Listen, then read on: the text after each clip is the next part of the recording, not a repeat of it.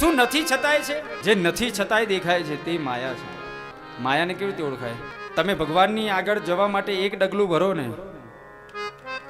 તો 10 પ્રલોભન તમારી આગળ આવે. કેટલા? 10. એ 10 પ્રલોભન માયા છે.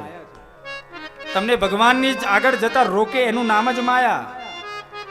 ભગવાનની સન્મુખ ન થવા દે એનું નામ માયા.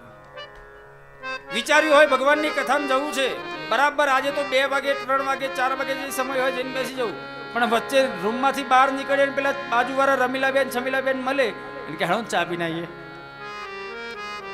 એટલે પછી ભગવાનની કથા રે બાજુ અને જાય ચા પીવા. એને શું કહેવાય? માયા. માયા બહુ અઘરી છે ઓળખવી.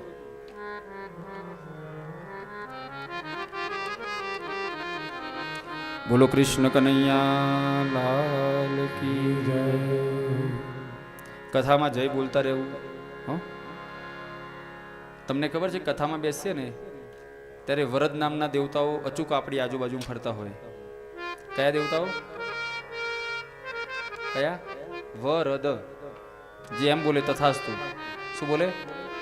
તથ અસ્તુ. તમે જે બોલો છો તમારી જોડે મળે એને કહેવાય તથાસ્તુ. આપણે એમ બોલીએ જય હો પ્રભુનો જય હો, તો એ કે તથાસ્તુ, તો આપણો જય થઈ જાય.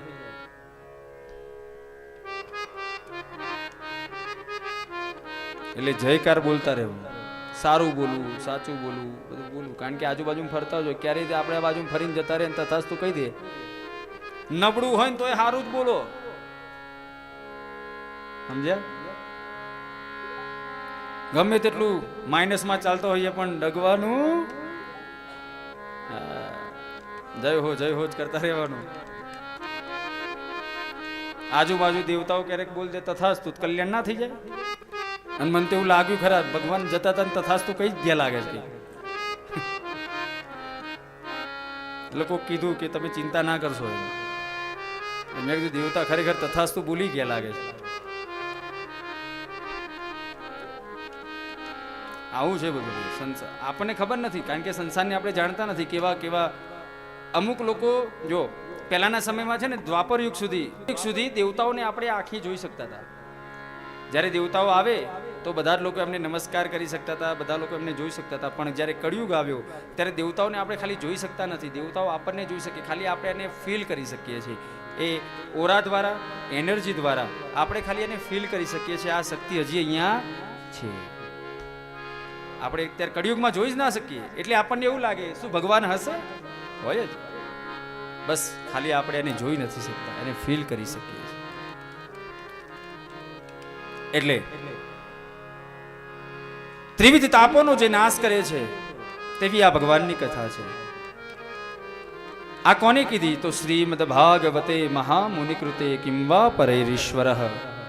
કહે છે જે પણ જીવ આ શ્રીમદ ભાગવતનો આશ્રય કરવાનો વિચાર કરે છે, કથા સાંભળવાનો વિચાર કરે છે, ત્યાં શું થાય છે? તો કહે છે સત્યોરુધ્યવરુધ્યતે તકૃતિભિ શુશ્રૂષુભિસ્તક્ષણાત. જ્યાં હજી સાંભળવાનો વિચાર કરીએ છીએ એમ થઈએ કે લાય ભગવાનની કથામાં જવું, કાં તો ભગવાનની કથામાં મારે સાંભળવા જવું છે. જ્યાં હજી આવો વિચાર કરીએ ને ત્યાં શું થાય ખબર છે? સદ્ય અવરુદ્ધતે. ઈશ્વર આવી જાય અને આપણા હૃદયની અંદર અવરુદ્ધ થઈ જાય છે, હૃદયમાં બેસી જાય. કારણ કે આ જીવ મારા ચરણે શરણે આવે છે. તો પછી જે લોકો કથા સાંભળવા નથી જતા એના હૃદયમાં હોય કે ના હોય? હોય કે ના હોય? હે હોય? તો ખોટા કામ કરે છે એના હૃદયમાં ભગવાન હશે જ નહીં.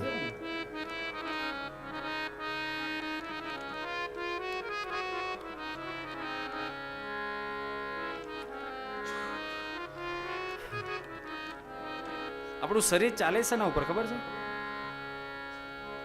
હે આપણા શરીર પ્રાણવાયુ ઉપર ચાલે છે. શના ઉપર? અને આપણે કોઈ પગે લાગે તો કેવા આશીર્વાદ આપીએ છીએ? 100 વર્ષ જીવો. કેટલા વર્ષ? શાસ્ત્રો કહે છે સતમ જીવે મસરદઃ. 100 શરદ ઋતુઓ તમે જીવો. સતમ જીવે મસરદઃ. આપણી ઋતુઓ કેટલી કેટલી 6 ને. સતમ જીવે મસરદ, એ 100 વર્ષનું જે આયુષ્ય કહીએ છીએ ને, એટલે 100 વર્ષનું આયુષ્ય એને જ કહેવાય કે આ પ્રાણવાયુ 100 વર્ષ સુધી આપણે ચાલી શકીએ એટલો વાયુ આપણી જોડે હોય, પ્રાણવાયુ. પણ એને વધારવું હોય તો શું કરવું? તો કે પ્રાણાયામ કરો. પ્રાણાયામથી પોતાના પ્રાણનો આયામ કરો. દિવસમાં આપણે 21,600 શ્વાસોશ્વાસ લઈએ છીએ, અને આપણું મરણ પણ શ્વાસોશ્વાસમાં જ છે, હો, વર્ષોમાં નથી. નહીં કહેતા 58 વર્ષે ગયા, 58 વર્ષે નહીં, આટલા શ્વાસો પૂરા થયા આમાં ગયા. એટલે જેટલા શ્વાસોશ્વાસ રોકાય એટલું જીવન વધારે લાંબુ